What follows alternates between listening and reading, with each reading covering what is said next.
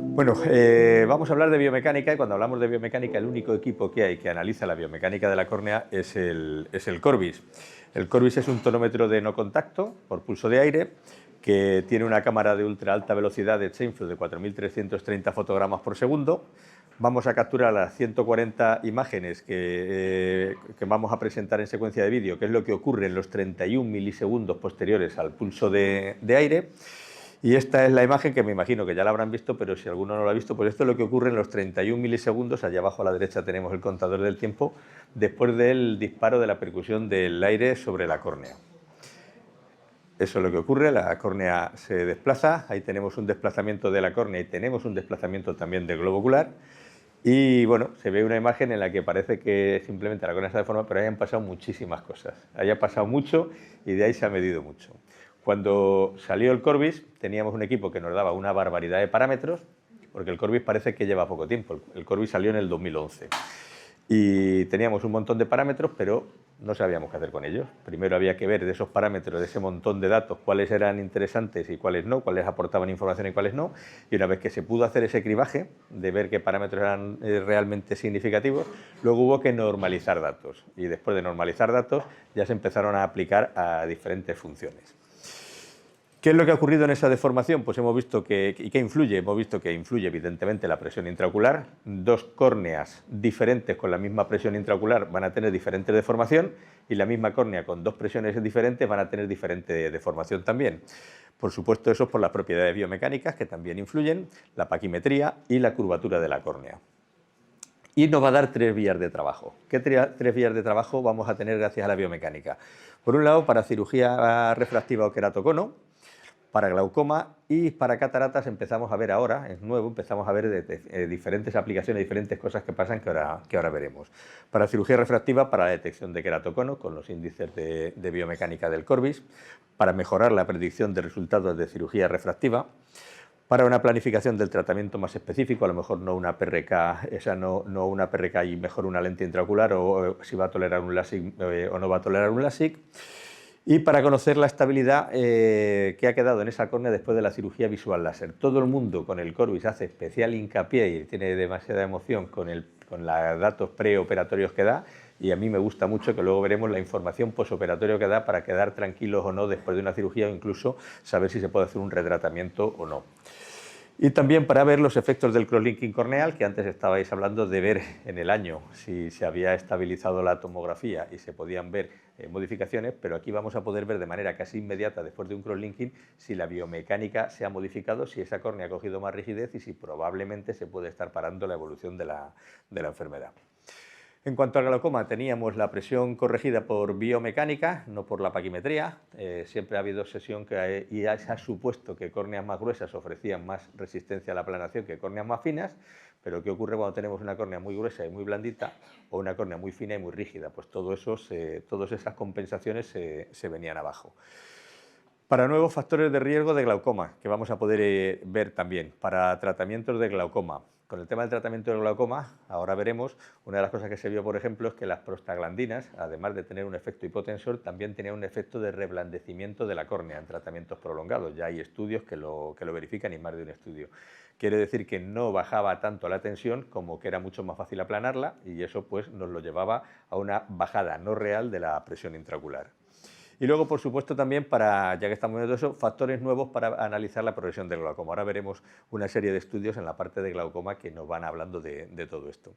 Y en cataratas lo que vimos es que en algunos casos nos llamaban y nos comentaban cuando se hacían cálculos. Y lo que hemos visto es que había una modificación, puede haber en algunos casos, modificación de los astigmatismos corneales tras la cirugía de cataratas con lentes tóricas, después a pacientes que estaban operados de cirugía refractiva.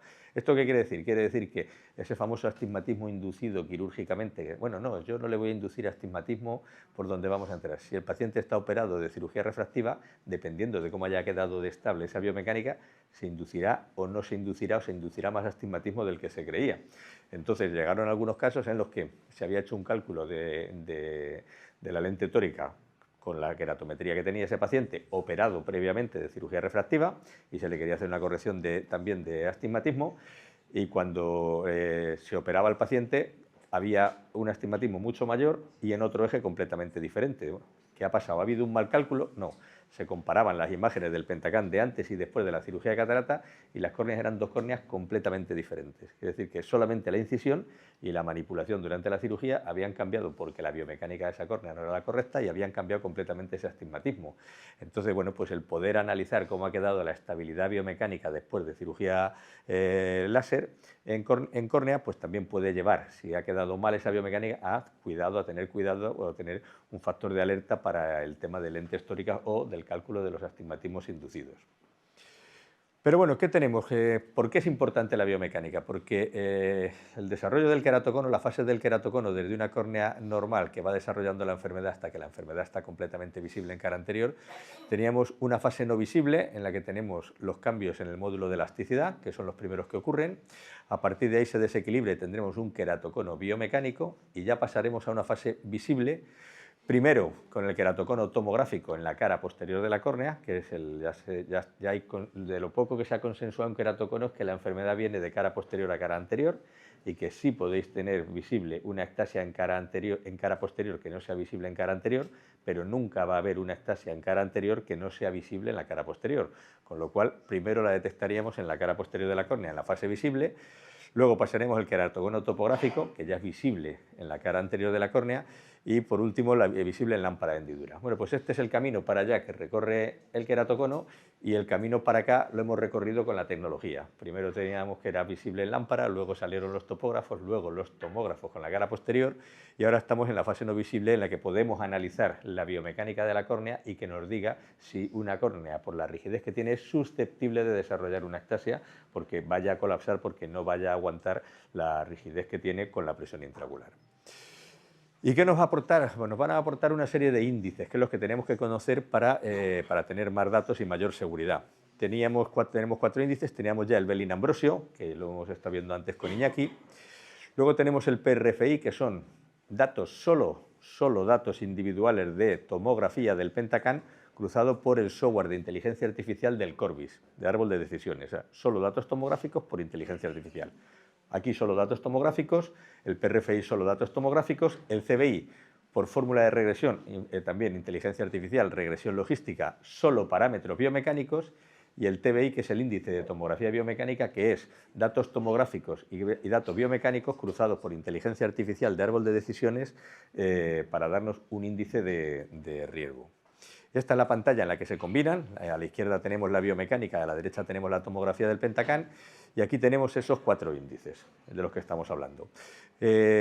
Vamos a centrarnos ahora un poquito más en el CBI y el TBI. El Bellin-Ambrosio ya lo conocemos y el PRFI, simplemente para los que trabajáis ya con Corbis, saber que el PRFI, que es el Pentacam Random Forest Index, que hablábamos antes, solo datos tomográficos por el software de inteligencia artificial, lo normal es valores que estén hasta 0,12, 0,13 más o menos.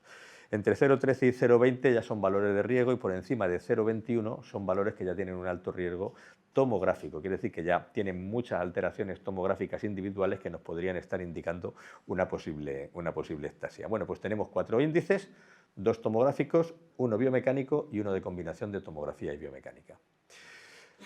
En un principio, cuando salió el equipo, teníamos la versión 1 tanto del CBI como del TBI. Y ahora, bueno, con el tiempo se va optimizando los algoritmos de inteligencia artificial y se van mejorando las sensibilidades y las especificidades. Y ahora tenemos el CBI en la versión 2. Se ha recompuesto también los valores de riesgo, de corte. Y ahora tenemos que valores cercanos a 0, hasta 0,25, son valores biomecánicamente hablando completamente normales. Entre 0,25 y 0,50 son valores de riesgo moderado, pero exponencial. Quiere decir que un 0,40 no tiene un 10% más que un 0,30, tiene mucho más riesgo que un 0,30. Y a partir del 0,5 estamos ya en altos riesgos de ectasia biomecánicamente hablando. O sea, probablemente podemos tener aquí un valor de riesgo alto que no tenga ninguna significación todavía en el Pentacam, que no viéramos ninguna alteración tomográfica que pudiera llevar a eso. Cuando hablábamos del algoritmo optimizado, también tenemos el algoritmo optimizado para el TBI. Es inteligencia artificial optimizada y aquí se han hecho dos cosas. Por una, entrenar mucho más el algoritmo de inteligencia artificial con mucha más casuística, que sabéis que va aprendiendo la máquina. Y además también la propia máquina va optimizando qué datos son más significativos y cuáles menos. Antes el TBI1 se trabajaba, se gestionaba, se generaba con 511 parámetros individuales entre Pentacam y Corbis y era con lo que se trabajaba el algoritmo. Ahora lo que se ha hecho ha sido globalizar algunos de esos parámetros de manera que tenemos estos datos del Corbis entre los que está el CBI, que antes no estaba, o sea, ya hemos metido un valor de cómputo general en vez de valores individuales, y estos datos de Pentacam, entre los que está el PRFI, el Pentacam Random Forest Index, y el Bellin-Ambrosio, cuando antes eran solo valores individuales. O sea, ya tenemos valores sensibles y específicos individualmente hablando, que cuando los metemos en un global todavía van a aportar muchísima más especificidad y sensibilidad.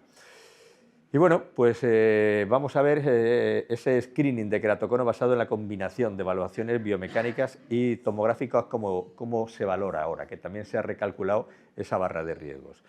Hasta 0,35 tenemos un bajo riesgo de ectasia, entre 0,35 y 0,50 tendríamos un valor moderado y por encima de 0,50 tendríamos un valor alto. Esto con esta versión.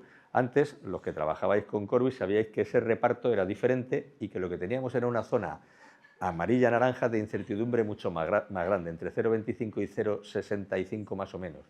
¿Qué es lo que estamos consiguiendo con esto? Es cada vez afinar más y cada vez que la zona de incertidumbre sea más pequeña y mandar sobre todo más claramente a que sí o a que no en los valores de riesgo, con lo cual se va afinando y se va mejorando bastante más con el TBI2 que con el TBI1.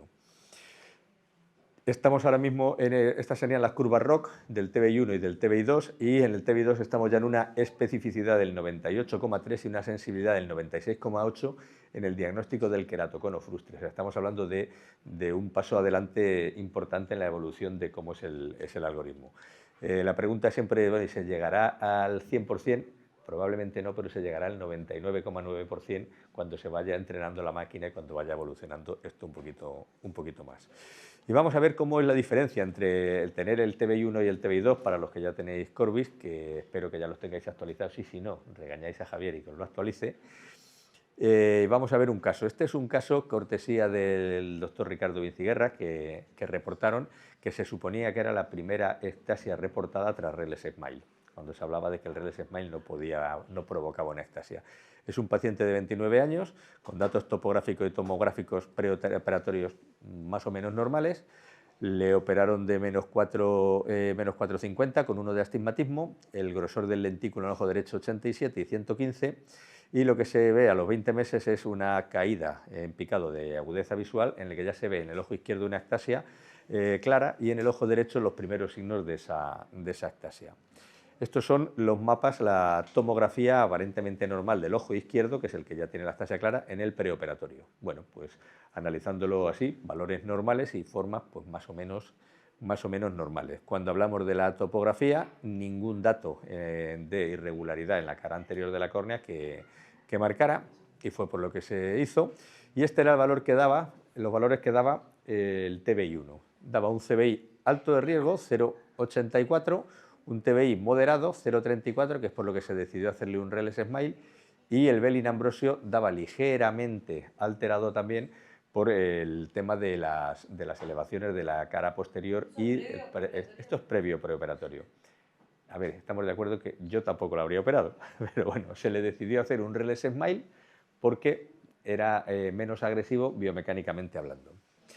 Este es el TBI2, esa misma prueba preoperatoria pasada por el algoritmo nuevo automáticamente subía el riesgo a un 0,85. No se le habría operado con el TBI2 bajo ningún concepto ni con el RELES Smile, pero se le operó y esta es la topografía posoperatoria que tiene a los 20 meses ese ojo izquierdo con una ectasia clara. Y en el ojo derecho viene en camino, que ya la cara posterior ya se ve, todavía no ha llegado a la cara anterior, pero también se ve.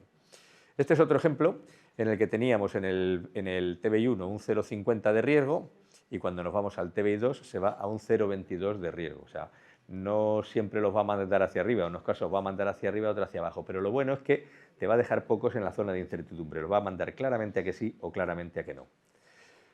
Otro paciente que teníamos un 0,32 y a 0,18 con el TBI2, lo manda a bajo riesgo. Y este otro paciente, que es un paciente de una clínica de Sevilla, que es donde yo vivo, de un doctor muy amigo, y tenían el TBI1 hecho, 0,40, y habían planteado hacerle una PRK. Solamente le iban a hacer una PRK por lo que tenía, por valores de R, porque era una ablación muy baja. Sin embargo, en ese justo, desde que le hicieron la prueba y le mandaron, le estaban esperando para el día de cirugía, hasta el día de la cirugía, llegamos y actualizamos. Entonces, como actualizamos, volvieron a pasar a todos los pacientes cuando iban viniendo a las cirugías, y este pasó de un 0,40 pasó a un 0,26, con lo cual podía ir a cualquier técnica. A ver, te cuento.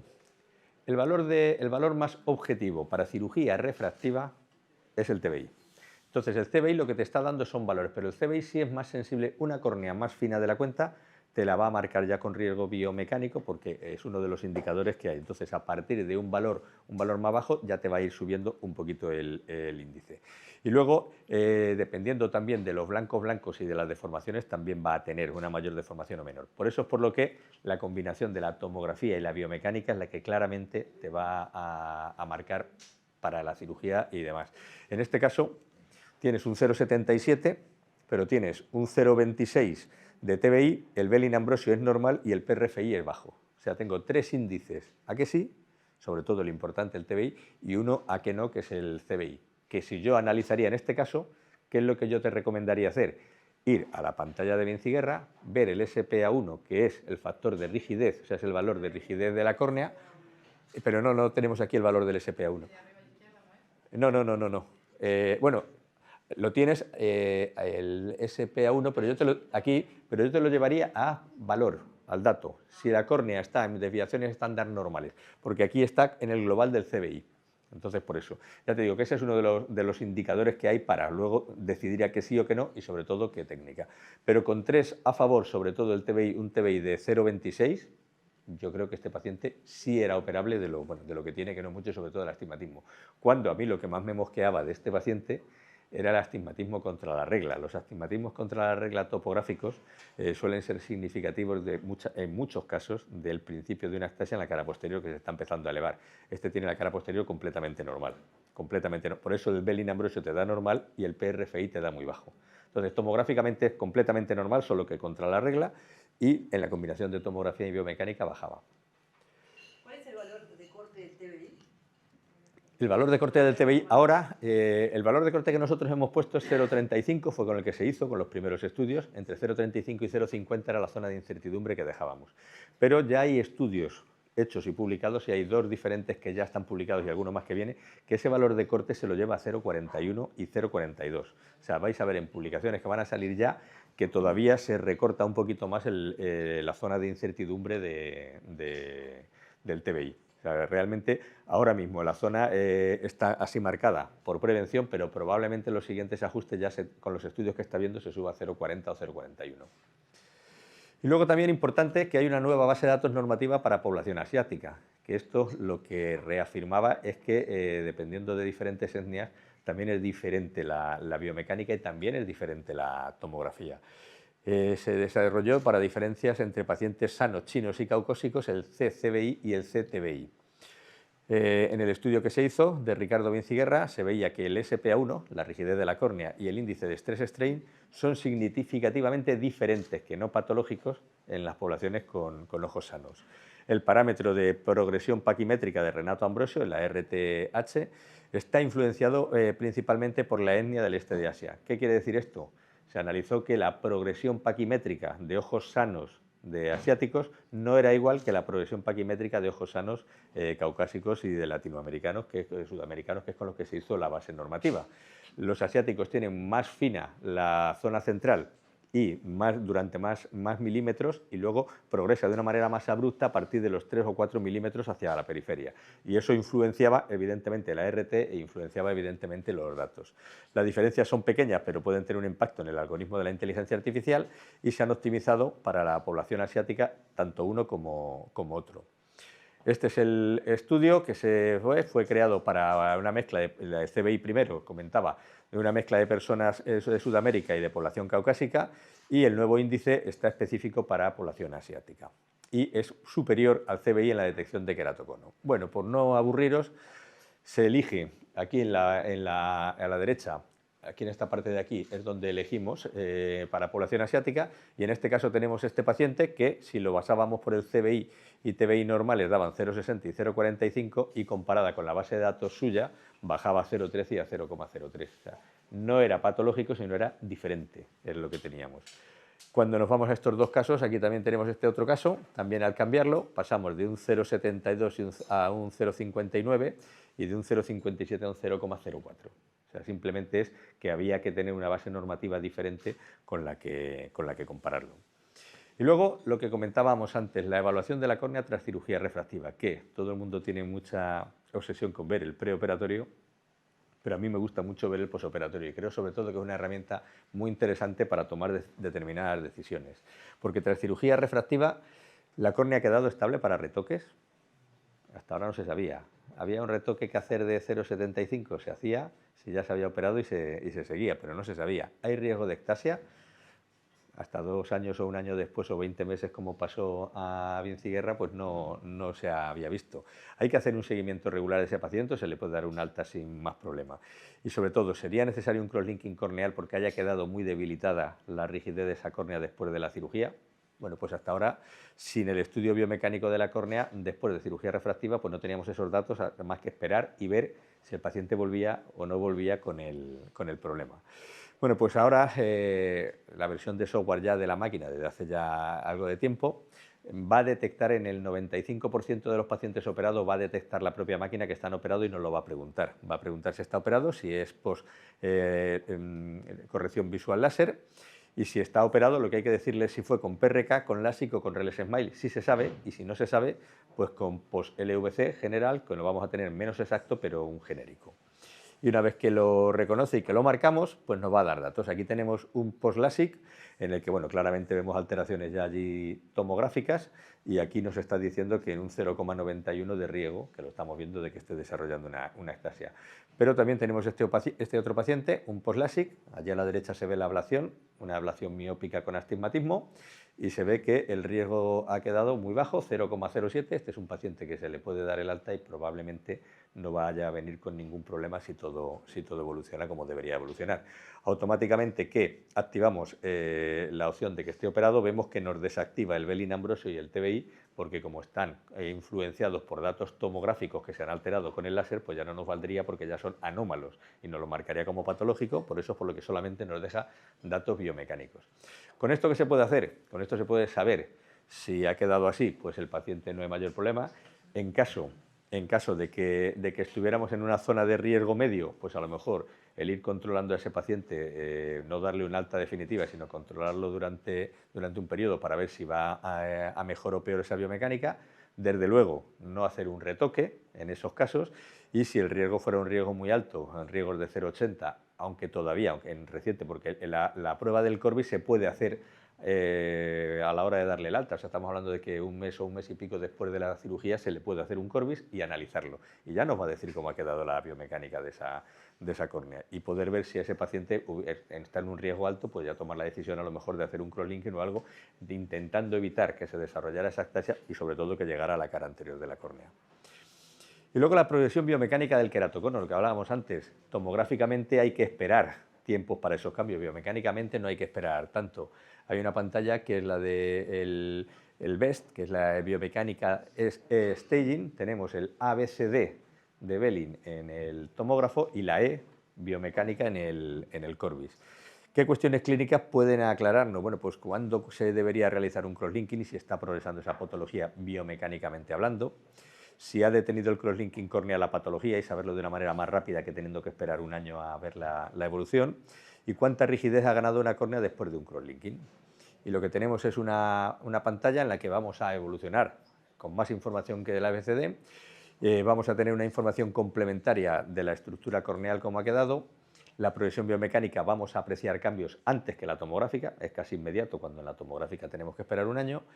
Y tras crosslinking corneal los cambios son inmediatos, la estabilización geométrica se debería observar después de 1 año, lo que hablábamos. En el Pentacam hasta 1 año después no nos va a dejar analizar esas banderitas azules para ver la progresión. Biomecánicamente hablando, se puede hacer un análisis inmediato. Estos son los datos, lo que tenemos es igual que en el ABCD, tenemos valores de 0 a 4, por debajo de 1 sería normal, pero aquí vemos cómo ha ido progresando desde el primer análisis.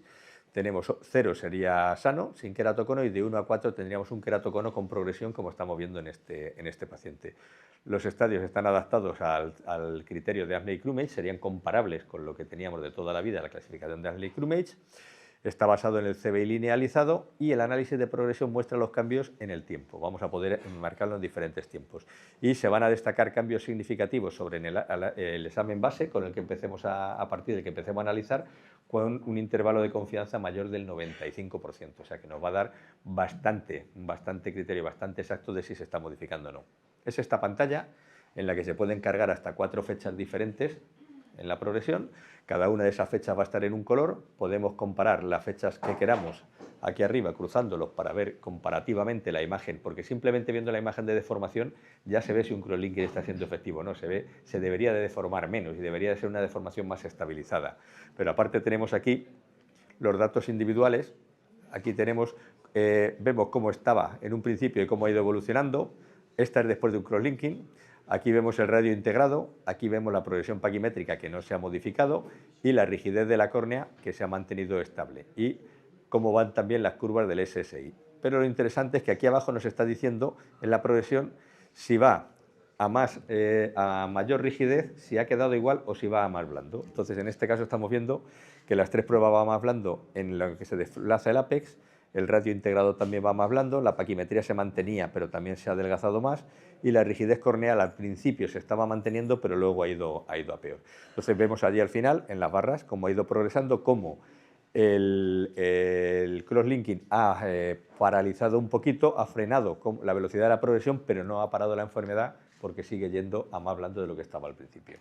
Entonces, de una manera, esto se puede hacer la prueba en cuanto haya epitilizado después de un crosslinking, se le puede hacer la prueba y podemos analizar y tener datos inmediatos sin tener que esperar en el tiempo. Bueno, estudios, vamos a ver ahora varios estudios de varias cosas, y lo que hablaban en la conclusión del estudio era que el parámetro E derivado del Corbis proporciona una clasificación biomecánica de queratocono, mejorando potencialmente al ABCD de Belin para analizar esos cambios. Y ahora nos vamos a centrar un poquito en la parte quizás menos conocida hasta ahora o menos utilizada, pero que es la que en los próximos tiempos más novedades va a tener, y vienen cosas muy interesantes de todo esto, que son las novedades en glaucoma. Tenemos la presión corregida por biomecánica, que sabemos que es un método muy moderno basado en simulaciones finitas, tiene una reproducibilidad muy alta, mucho más que cualquier otro tonómetro, alta precisión después de un paciente operado con láser, alta precisión en queratocono y alta precisión en trasplantes endoteliales. Y luego tenemos vídeos para poder enseñar al paciente. Y estas altas precisiones no las decimos nosotros, vamos a ir viendo ahora una serie de estudios que dicen todo esto, no es porque lo digamos nosotros. Al final de la presentación os voy a poner una página web que no sé si la utilizáis, que es la de corneal-biomechanics.com, en la que todo lo que vamos a hablar ahora y todos los estudios, todos los cursos, todas las publicaciones de Corbis están ahí metidas por si queréis más información de todo esto. Hablábamos de estudios, pues bueno, tenemos este estudio del 2013 en el que ya se hablaba que el Corbis presentaba una repetibilidad y una precisión en sujetos sanos y en pacientes con hipertensión ocular y glaucoma en comparación con la tonometría Goldman estándar. Veíamos que la corrección biomecánica, la BIOP, tenía estimaciones más cercanas a la PIO verdadera en pruebas ex vivo realizados en globos oculares de donantes. O sea, estos se cogieron globos oculares a los que le insuflábamos una presión controlada, que la controlábamos con una cámara de presión, y se medían con el Corbis. Y se medían con el Corbis y se medían con los otros tonómetros. Y el Corbis era el que daba una presión intraocular semejante a la que estábamos insuflando con la bomba de presión, que ninguno de los otros equipos de medición podía tener. Más estudios en los que hablábamos de que la presión intraocular corregida por Corbis fue más ajustada en ojos con córneas blandas y en ojos con queratocono. O sea, lo que estábamos hablando antes, mucho más preciso en ojos con queratocono. Y también mucho más preciso en pacientes operados de LASIK, que normalmente daban presiones más bajas, pero por la compensación que se hacía por la paquimetría. Pero la biomecánica nos decía que era una presión más igual a la previa a la cirugía. También lo mismo, los cambios en los parámetros, la presión corregida biomecánicamente entre antes y después de la cirugía, proporcionaba también una información en la que veíamos que la PRK transepitelial ofrecía menos cambios que el LASIK asistido por femtosegundo. Bueno, eso también se sabía, que la PRK altera menos la biomecánica de la córnea que cualquiera de las otras técnicas. Y luego ya entramos más a la parte de glaucoma, la presión tras la disminución de la PIO tras la disminución de presión que suele ocurrir tras la cirugía de glaucoma, también lo mismo, se alteraba mucho en los Goldman, sin embargo, bueno, pues aquí daba una medida más exacta, también avalada por los estudios. Y aquí empezamos a entrar ya en algunos más significativos, en algunos más interesantes, para no aburriros mucho, en el que se veía que los ojos con glaucoma tienen alteradas las propiedades biomecánicas de la córnea. Quiere decir que encontrando datos significativos en la deformación de la córnea podemos tener ya datos de glaucoma. Los ojos con glaucoma se deformaban significativamente menos que los normales, esas córneas, y los ojos con glaucoma controlados médicamente se deformaban más que los normales, también influenciados sobre todo por lo que os comentaba antes de los tratamientos de prostaglandina en tratamientos prolongados.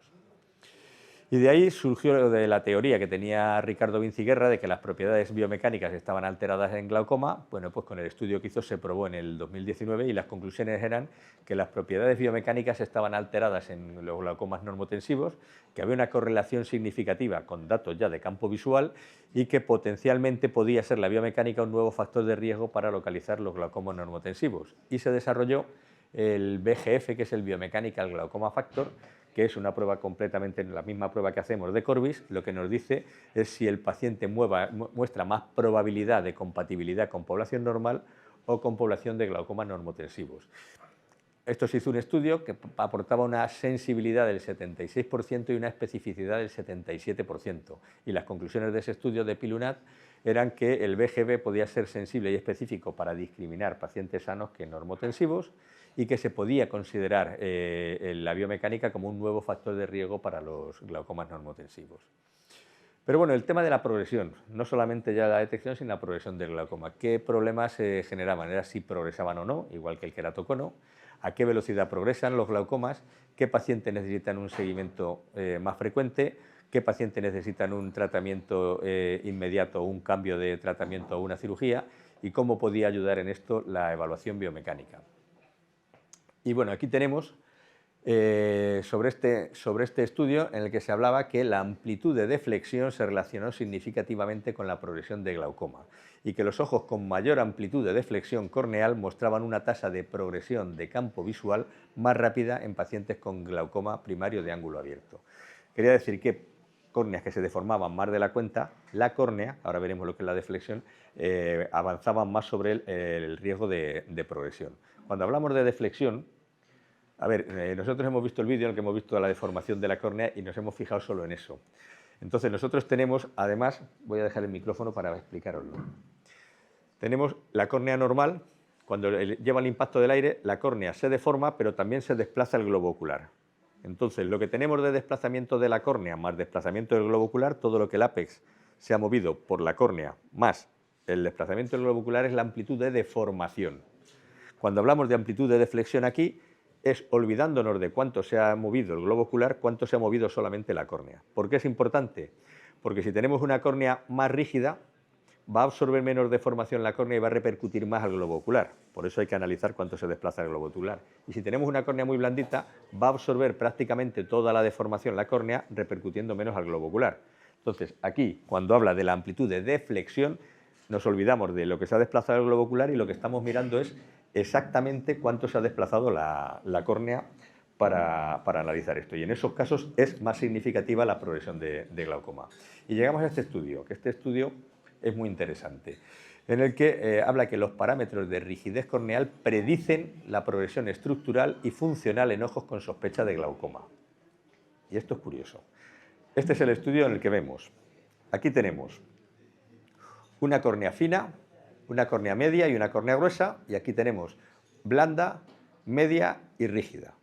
Bueno, pues cuando se mezclan córneas más finas de la cuenta con más rígidas de la cuenta, o sea, si tenemos una córnea fina pero más rígida, se disparaba el riesgo en lo que veíamos en la imagen de OCT, que era coincidente con lo que pasaba en el campo visual. Volvemos a tener una córnea fina y una córnea rígida, y vemos que en campo visual también se disparaban. Quería decir que córneas más finas de la cuenta, pero más rígidas de la cuenta, disparan el riesgo de glaucoma y de progresión rápida del glaucoma según salía en el estudio, que era una cosa curiosa, porque hasta ahora con eso era un factor de riesgo que no se tenía. Bueno, pues eso ahora lo que nos va a llevar es que el parámetro de rigidez, el SPA1, se presenta como un nuevo factor de riesgo para la progresión de glaucoma en pacientes sospechosos, que los pacientes con córneas delgadas y rígidas tienen más probabilidades de progresar, y esos datos normativos se están equilibrando para meterlo en el software, de manera que automáticamente cuando nos detecta una córnea fina y rígida nos va a marcar por ese famoso semáforo que tenemos de colores la probabilidad, el riesgo que está, como asume ese riesgo de progresión de glaucoma.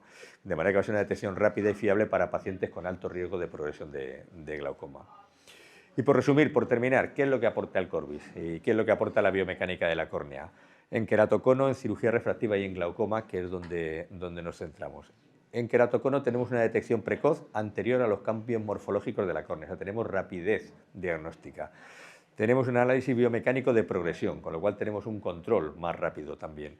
Tenemos una indicación y un análisis de efectividad o inmediatez del cross-linking, o sea, estamos viendo la eficiencia del tratamiento. Para cirugía refractiva tenemos una indicación más segura y una técnica analizando la técnica más adecuada. Vamos a tener seguridad. Esto es importante también de cara a tomar decisiones. Y también vamos a tener un control de la estabilidad biomecánica tras la cirugía. Tranquilidad es lo que tendríamos ahí. Y en el caso de glaucoma tenemos la presión intraocular más exacta que hay, lo hemos estado viendo en todos los estudios, que es la BIOP, tenemos exactitud. Tenemos una detección rápida del glaucoma normotensivo, va a ser mucho más efectivo, y 3 nuevos factores de riesgo juntos en una sola prueba para glaucoma, que es la presión corregida por biomecánica, el Biomechanical Glaucoma Factor para glaucomas normotensivos y el SPA1, que es la rigidez corneal, de cara a ver cómo se puede disparar el riesgo de progresión de glaucoma, sobre todo si es coincidente con una córnea más fina de la cuenta. Esa es la página web que les recomiendo visitar, si no la conocen. Hay mucha información, hay muchos estudios, estudios hay muchísimos más de los que hemos visto algunos significativos, y luego hay vídeos, hay cursos de todo esto. Y de aquí pasamos a la última parte ya para dejaros tranquilos esta noche, que es presentaros el Pentacam Cornea OCT, que es ver la córnea como nunca se podía ver hasta ahora, como nunca se había visto hasta ahora. Es un equipo con unas características únicas en la que tenemos una OCT de dominio espectral con un ancho de banda de 200 nanómetros, cortito. Antes hemos estado viendo la Swisurf, que eran con mucho ancho de banda. La resolución axial es ultra alta, de 1,9 micras. Nunca se había tenido una resolución así en OCT, porque esto es resolución óptica y es, en todo el análisis que vamos a hacer de la córnea, de la OCT, la peor que vamos a tener, resolución es 1,9. Nos vamos a mover entre 1,3 y 1,9. Y ahora vamos a ver las imágenes que eso aporta. El escaneo pericéntrico de gran angular es un escaneo diferente al que hacen el resto de las OCTs, ahora lo veremos, y nos va a dar una cobertura de 15 milímetros de toda la superficie corneal y con la misma resolución y con la misma repetibilidad en toda la córnea, que eso es otra de las cosas en las que se alteran con las diferentes OCTs. El mapa epitelial nos va a llevar hasta 12 milímetros. Sabéis que los mapas epiteliales de las OCTs normalmente los 4 o 5 milímetros como mucho son creíbles. A partir de 4 o 5 milímetros hacia afuera ya van perdiendo repetibilidad, y por eso es por lo que muchos no dan más, y normalmente no dan mapas de más de 6-7 milímetros las OCTs. Aquí vamos a ver mapas de hasta 12 milímetros de toda la córnea epiteliales. Sí, allí lo que tienes, allí llegan, me parece que son a 8 los mapas epiteliales. Aquí llegamos hasta 12, o sea, aquí vas a poder ver absolutamente toda la córnea. Y la combinación del escaneo de Chain Fluid OCT se lleva en un segundo. Así es como funciona la Swisurf. Lo que tienen es mucha profundidad, mayor profundidad de escaneo, y el Pentacam Cornea OCT lo vamos a tener aquí. Tenemos menor profundidad de escaneo, pero aquí tenemos baja resolución y allí vamos a tener una mayor resolución por los cortes como lo vamos haciendo. Luego, lo que nos va a permitir eso, al centrarnos ahí en todo esto, es tener una resolución de 1,9 micras, mucha más alta resolución, y luego vamos a ver lo que es el escaneo pericéntrico. Así es como hace el escaneo el Pentacam Cornea OCT, de manera que siempre estamos a la misma distancia y perpendiculares a las capas de la córnea, del tejido corneal. El escaneo pericéntrico hemos visto que se hace así, siempre estamos a la misma distancia y perpendicular, y el resto de OCTs hacen un escaneo lineal que se hace así. Como vemos, la parte central sí está más cerca del escaneo, pero según vamos yéndonos hacia periferia nos vamos separando más y eso es por lo que pierden precisión y eso es por lo que no se presentan mapas de más allá de 5 o 6 milímetros por la repetibilidad que vayan a tener, porque evidentemente no es igual. Cuando salieron las OCTs de anterior parecía que se iban a comer en la topografía a la cámara de Chainflux y han ido perdiendo fuelle porque lo que se ha visto con todas las topografías de OCT hasta ahora por aquel tipo de escaneo es que los 4 milímetros centrales sí, pero cuando salía de 4 milímetros centrales perdían repetibilidad. Si tenéis una OCT con módulo anterior de este tipo, yo os invito a que hagáis pruebas repetidas al paciente y que veáis cómo cambia a partir de 4 hacia afuera, cómo cambia en esa misma prueba. Sin embargo, en el Pentagon hacéis 4 pruebas distintas y os va a dar exactamente la misma prueba y los mismos datos en el centro y en la periferia en las diferentes pruebas que se hagan. Esa es la diferencia de todo esto y por eso se hace este tipo de escaneo por la desventaja. Y luego también allí no somos perpendiculares a las estructuras corneales, que aquí sí. Las estructuras corneales siguen la curva de la córnea y allí no se lleva esa perpendicularidad en ese análisis. El escaneo de las dos máquinas, de la cámara de Chainflux y de las dos máquinas, de las dos tecnologías y de la OCT es igual. Tenemos un escaneo en el que vamos a ir haciendo diámetros y vamos a ir rotando sobre el centro, de manera que vamos a tener mucha más información en el centro porque es la que más medida está y más veces está medido. Y esto nos va a llevar a lo que estábamos hablando antes de poder llegar a mapas epiteliales de 12 milímetros. Ahí tenemos mapas, ese mapa es repetible. Y volvemos a lo mismo. ¿Por qué presentamos hasta 12 milímetros? Porque sabemos que tiene buena repetibilidad. Si no la tuviera, pues evidentemente no podríamos presentar más allá de 6 o 7 milímetros. Y nos va a presentar una imagen casi histológica de la córnea. Hasta ahora se veía la membrana de Bowman y se veía una línea. Ahí vemos la membrana de Bowman, la cara anterior de la membrana de Bowman y la cara posterior de la membrana de Bowman. Eso no se había visto antes. O sea, y los puntitos que veis ahí son los queratocitos. Cuando se hace un tratamiento con crosslinking se ve la malla, se ve la delimitación de la malla del tratamiento, de cómo se altera. Ahí tenéis toda cómo se ve, podemos ver las células basales, podemos ver la superficie anterior de la membrana de Bowman y la posterior, la película lagrimal. Y ahora ya se está haciendo un software por inteligencia artificial también para delimitar las capas, con lo cual vamos probablemente a tener la posibilidad de separar la película lagrimal de la medida que se da del epitelio, que normalmente no se da. Para los tratamientos transepiteliales, saber si estás impactando en tejido o estás impactando en lágrima. Es importante saber ese espesor. Y luego tenemos una imagen de zoom que parece que se deforma la imagen, pero lo que intentamos hacer lo que se hace es estirarla axialmente para poder tener la misma resolución en todo. Y así es la imagen de zoom que vamos a ver el vídeo, de cómo ese zoom no va a perder, o sea, podemos dar el zoom que queramos, que no perdemos resolución.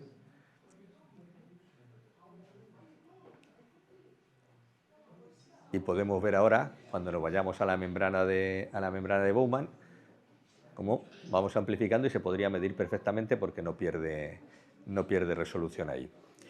Bueno, cuando salió el equipo lo presentó Renato Ambrosio, hicieron un estudio y lo presentaban como una biopsia corneal óptica en vivo que se podía hacer de la córnea más que una imagen de OCT. Pero bueno, vamos a ver para terminar algunos casos clínicos y sobre todo cómo se puede ver con el equipo. Aquí tenéis una PRK, veis cómo ha desaparecido la membrana de Bowman y veis cómo se ven las irregularidades y cómo se ve el epitelio rellenando esas irregularidades.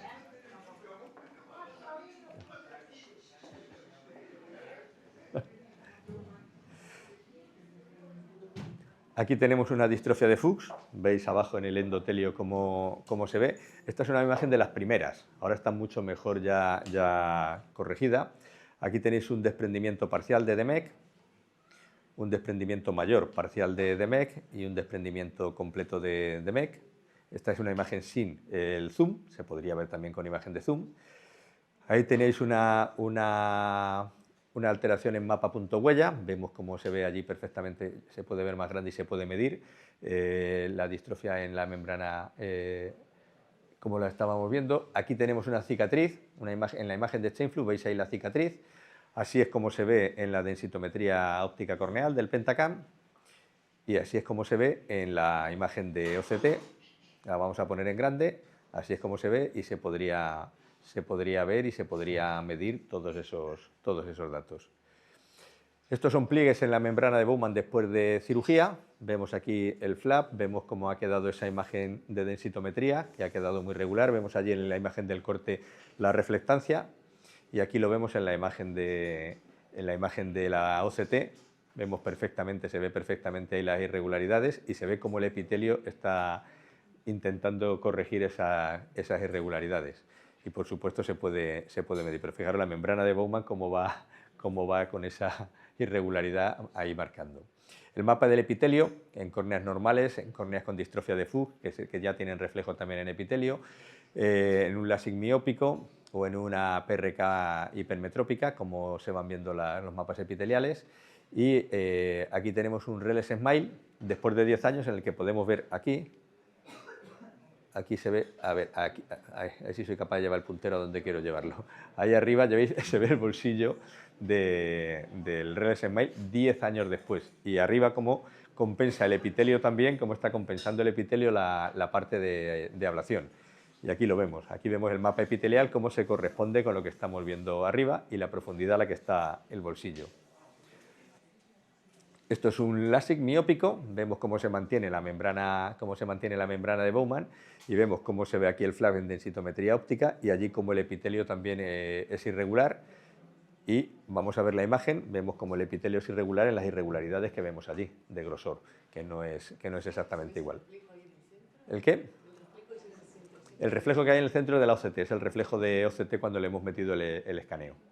Ese que tienes ahí arriba es reflejo de cómo está hecha esa toma. Pero no siempre sale. No siempre sale. Sale aquí. Aquí lo que queríamos marcar era que se ve. Si os fijáis aquí, a ver si soy capaz... A ver si me lo puedo llevar esto donde quiero. No, es que es muy difícil llevar. Ahí se ve la zona de la ablación, que no se ve... Aquí se ve la parte, es que no, se ve mejor en la cámara del monitor que con el proyector, pero se ve la zona del corte y se ve la zona de la ablación. Y aquí vemos como el epitelio, que se ve allí, como está intentando rellenar esas irregularidades. Una PRK miópica, en la que vemos que ya no está la membrana de Bowman, y vamos a ver, fijaros cómo aquí arriba se ve esa parte, ese epitelio se ve más estrecho, que es lo que nos está marcando aquí, un menor grosor, que es el que tenemos allí arriba. Una PRK hipermetrópica, en la que vemos que no hay, en el centro sí hay membrana de Bowman, pero no hay en los laterales, en la zona de ablación, y también el epitelio como está trabajando ahí.